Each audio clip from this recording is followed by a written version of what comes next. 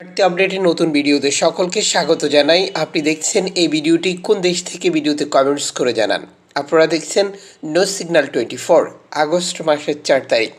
জানিয়ে দিব তুরস্ক থেকে গ্রিস, লিবিয়া থেকে ইতালি, তিউনিসিয়া থেকে ইতালি, মরক্কো থেকে স্পেন, মরতানিয়া থেকে স্পেন, আলজেরিয়া থেকে স্পেন অভিবাসীদের সর্বশেষ ইনফরমেশনগুলো এই ভিডিওর মাধ্যমে।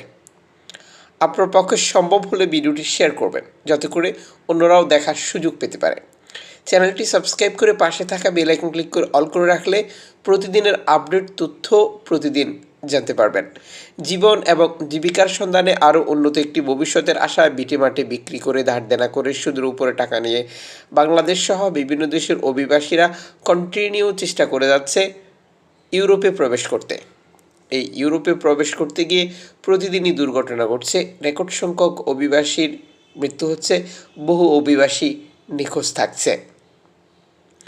লুইস মিশেল সর্বশেষ প্রতিবেদনে নিশ্চিত করেছে তাদের উদ্ধারকৃত শরণার্থীদেরকে নিরাপদে ইতালিতে হস্তান্তর করেছে। লুইস মিশেলের জন্য আপনি একটি ধন্যবাদ লিখুন। লিবিয়া থেকে ছেড়ে আসা একটি বিপদগ্রস্ত অভিবাসীদেরকে তারা উদ্ধার করেছিল। ইতালি কর্তৃপক্ষের সিদ্ধান্ত অনুযায়ী তাদেরকে ইতালিতে হস্তান্তর করেছে, যা এই প্রতিবেদনে নিশ্চিত করা হয়েছে। এই নৌকাটিতে কোনো বাংলাদেশি থেকে থাকলে কমেন্টস করে জানাতে পারেন, কারণ অভিবাসীরা ইতালিতে প্রবেশ করার পর তাদের আপনজনের সাথে নিশ্চয়ই যোগাযোগ করেছে। নাদির এনজিও সংস্থা সর্বশেষ বার্তায় নিশ্চিত করেছে ভূমধ্যসাগরে বিপদগ্রস্ত অবস্থায় একটি প্লাস্টিকের নৌকা খুঁজে পেয়েছিল তারা, যেই নৌকা থেকে তারা 27 জন অভিবাসীকে উদ্ধার করেছে। 30 ঘন্টা ধরে তারা বিপদগ্রস্ত অবস্থায় ছিল বলে সেই প্রতিবেদনে নিশ্চিত করা হয়। এদিকে ব্যালিয়ারিক দ্বীপপুঞ্জের 4টি নৌকা থেকে 61 জন শরণার্থী প্রবেশের একটি তথ্য প্রকাশ করেছে স্প্যানিশ সরকারি মুখপাত্র সালভেন্তো ম্যার্টিনো। ফিলার ডি লা মোলা এলাকায় 2টি গ্রুপ আবিষ্কৃত করেছিল তারা। প্রথমটি সকাল 10:30 14 জন অভিবাসী, দ্বিতীয়টি 10:35 13 জন অভিবাসী ছিল। আফ্রিকাতে ছেড়ে আসা এই অভিবাসীদের জাতীয়তা প্রকাশ করেনি। ধারাবাহিকভাবে স্পেনের বিভিন্ন উপত্যকা বা দ্বীপে অভিবাসী প্রবেশ করছে, যা সর্বশেষ প্রতিবেদন অনুযায়ী 114টি নৌকায় করে 1749 জন অভিবাসী প্রবেশ করেছে চলতি বছরের প্রথম থেকে এই পর্যন্ত এই দ্বীপটিতে, যেই দ্বীপটির প্রতিবেদন প্রকাশ করে। 2023 সালে 2278 জন অভিবাসী প্রবেশ করেছিল 128টি নৌকায় করে। যখন থেকে তিউনিসিয়া থেকে ইতালি যাওয়া অনেক কঠোর বা কঠিন হয়ে গেছে, এরপর থেকে অভিবাসীরা সরাসরি এই আফ্রিকার বিভিন্ন এলাকা ব্যবহার করে স্পেনে আটলান্টিক সাগর পাড়ি দিয়ে প্রবেশ করছে, যা ধারাবাহিকভাবে অব্যাহত রয়েছে। এদিকে একটি এনজিও সংস্থা সর্বশেষ বার্তায় ইউরোপের সর্বোচ্চ অবস্থা আফ্রিকার দেশগুলো থেকে শরণার্থী আসা প্রতিরোধ করার জন্য তাদেরকে সহযোগিতা এবং নানান যন্ত্রাংশ দিয়ে অভিবাসীদের নৌকা ডুবিয়ে দেওয়া, নৌকা ফুটো করে দেওয়া, নৌকাগুলো আটক করা, নির্যাতন করার নতুন একটি তথ্য প্রকাশ করা হয়েছে, যেখানে আফ্রিকার বিভিন্ন দেশের সাথে চুক্তি করে ইউরোপীয় ইউনিয়ন মানবতা বা মানবাধিকার লঙ্ঘন করছে বলেও এই প্রতিবেদনে নিশ্চিত করা হয়েছে। এদিকে সর্বশেষ এনজিও সংস্থাগুলোর তথ্য আমরা প্রতিনিয়ত আপনাদের সাথে শেয়ার করে আসছি। আপনারা জানেন, ভূমধ্যসাগর থেকে যখন বিপদগ্রস্ত শরণার্থীদেরকে উদ্ধার করে, তখন সেই শরণার্থীদেরকে নামানোর জন্য ইতালি কর্তৃপক্ষের কাছে আহ্বান জানাতে হয় এনজিও সংস্থাগুলোর। কিন্তু ইতালি কর্তৃপক্ষ একটি বন্দর নির্ধারণ করে দেয়, যে বন্দরে নামাতে হবে অভিবাসীদেরকে, অন্য কোনো বন্দরে নামানোর সুযোগ নেই।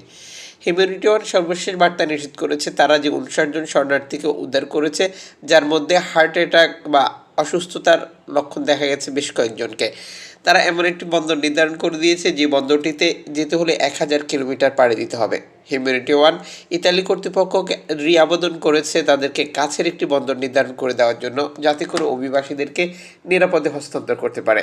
যদিও ইতালি কর্তৃপক্ষ হিউম্যানিটি ওয়ানের এই ডাকে এখন পর্যন্ত সাড়া দেয়নি বলে এই প্রতিবেদনে তারা 2বার যুক্ত করেছে।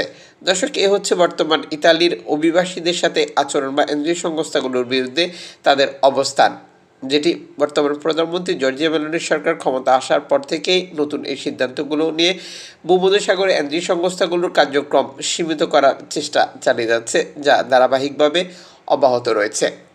জিওবার্ডস কর্তৃপক্ষ তাদের সর্বশেষ বার্তায় নিশ্চিত করেছে 47 জন ও 26 জন শরণার্থীকে তারা 2টি নৌকা থেকে উদ্ধার করেছে। প্রথম উদ্ধারের সময় তারা একটি প্লাস্টিকের নৌকা থেকে অভিবাসীদেরকে শনাক্ত করে এবং উদ্ধার করে। দ্বিতীয় নৌকাতে তারা লিবিয়ান কোস্টগার্ড দ্বারা চিহ্নিত একটি বিপদগ্রস্ত নৌকার অভিবাসীদেরকে উদ্ধার করেছে, যা লিবিয়ান কোস্টগার্ড জোর করে ধরে নেওয়ার চেষ্টা করেছিল, যদিও লিবিয়ান কোস্টগার্ড অভিবাসীদেরকে নিতে সক্ষম হয়নি। আপনি এই এনজিও সংস্থাটির জন্য অবশ্যই একটি ধন্যবাদ লিখুন। লিবিয়ান কোস্টগার্ড শরণার্থীদেরকে আটক করার পর লিবিয়াতে নিয়ে যাওয়ার পর কী ঘটনাগুলো ঘটে আপনারা অলরেডি অবগত রয়েছেন। শরণার্থীদেরকে বিক্রি করে দেওয়া, এরপর অভিবাসীদেরকে নির্যাতন, বিভিন্ন চক্র, মুক্তিপণ আদায় সহ আরও অগণিত ঘটনা প্রতিনিয়তই ঘটে থাকে। এদিকে এজিয়ান বোট রিপোর্টের সর্বশেষ প্রতিবেদনে নিশ্চিত করেছে জুলাই মাসে তুরস্ক থেকে গ্রিসের যে অভিবাসী প্রবেশ সেটি কয়েক হাজার গুণ বৃদ্ধি পেয়েছে। এখানে প্রতিবেদনটিতে নিশ্চিত করা হয়েছে শুধুমাত্র জুলাই মাসে ৬২.১% অভিবাসী প্রবেশ বেড়েছে, যেটি এর আগের মাসের তুলনায় ৪৮.৬ ছিল। গত বছরের চেয়ে ২০২৩ সালের প্রথম ৭ মাসের তুলনায় ২০২৪ সালের এ পর্যন্ত ৩৯,০০০ অভিবাসী প্রবেশ করেছে বিভিন্ন দ্বীপে, যা এজিয়ান বোট রিপোর্টের প্রতিবেদন অনুযায়ী ২০১৬ সাল থেকে আগত সর্বাধিক সংখ্যা ছিল চলতি বছরের এ পর্যন্ত অভিবাসী প্রবেশের ক্ষেত্রে।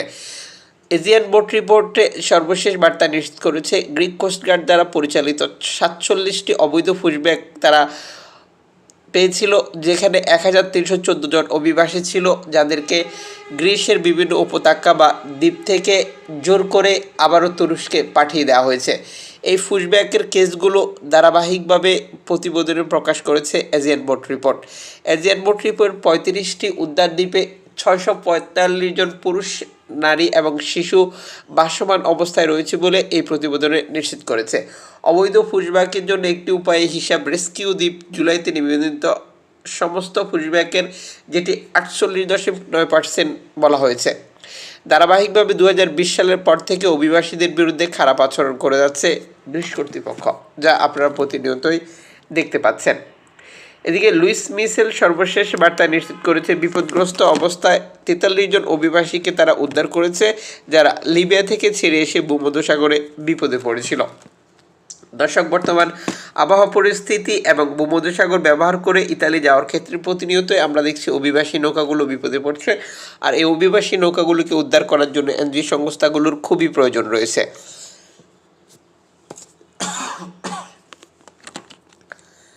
বেলিয়ারিক দ্বীপপুঞ্জের সর্বশেষ প্রতিবেদন অনুযায়ী ৫৮ জন শরণার্থীকে উদ্ধার করেছে সেলভেন্তো ম্যারতিমোর প্রতিবেদনে এটি নিশ্চিত করে।